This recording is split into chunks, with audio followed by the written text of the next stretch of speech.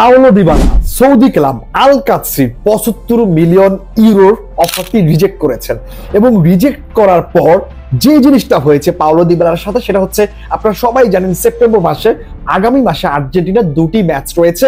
একটি চিলির সাথে এবং একটি হচ্ছে কলম্বিয়ার সাথে। ম্যাচটি হচ্ছে আপনার 2026 ওয়ার্ল্ড কাপ কোয়ালিফায়ার ম্যাচ এবং সেই ম্যাচে আপনারা সবাই জানেন হচ্ছে সেই ম্যাচের জন্য যে স্কোয়াড ঘোষণা করেছেন 28 জনের লিওনেল স্কলোনি, সেই স্কোয়াডে কিন্তু পাওলো দিবালা ছিলেন না এবং আমরা সবাই কিন্তু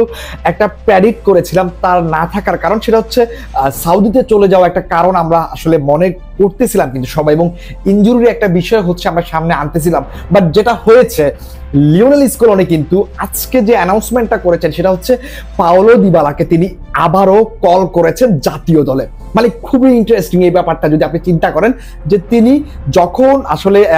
লিওনেল স্কলোনি যখন জানতে পারলেন যে পাওলো দিবালা সাউদিতে চলে যাচ্ছেন, আল কাদসি থেকে তাকে অফার করা হয়েছে এবং তিনি সেখানে চলে যাওয়ার একটা সম্ভাবনা রয়েছে, তখন তিনি তাকে স্কোয়াডে জায়গা দেননি এবং যখন তিনি শিওর হলেন পাওলো দিবালা আসলে সৌদিতে যাচ্ছেন না, তিনি আরো একটা সিজন হচ্ছে রোমাতেই থাকছেন এবং তিনি সাউদিকে হচ্ছে রিজেক্ট করেছেন, তখন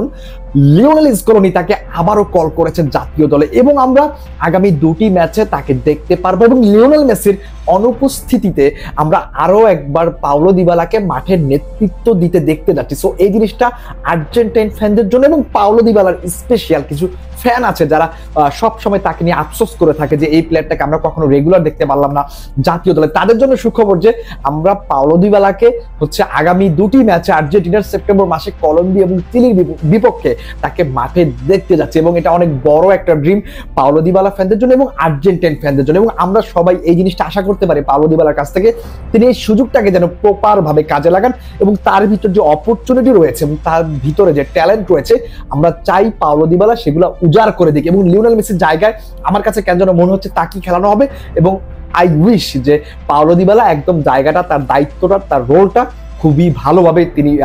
পালন করতে পারবেন। সো পাওলো দিবালার জন্য থাকলো শুভকামনা থাকলো আর্জেন্টাইন ফ্যানদের জন্য। সবাই ভালো থাকবেন, সুস্থ থাকবেন। আল্লাহ হাফেজ, আসসালামু আলাইকুম।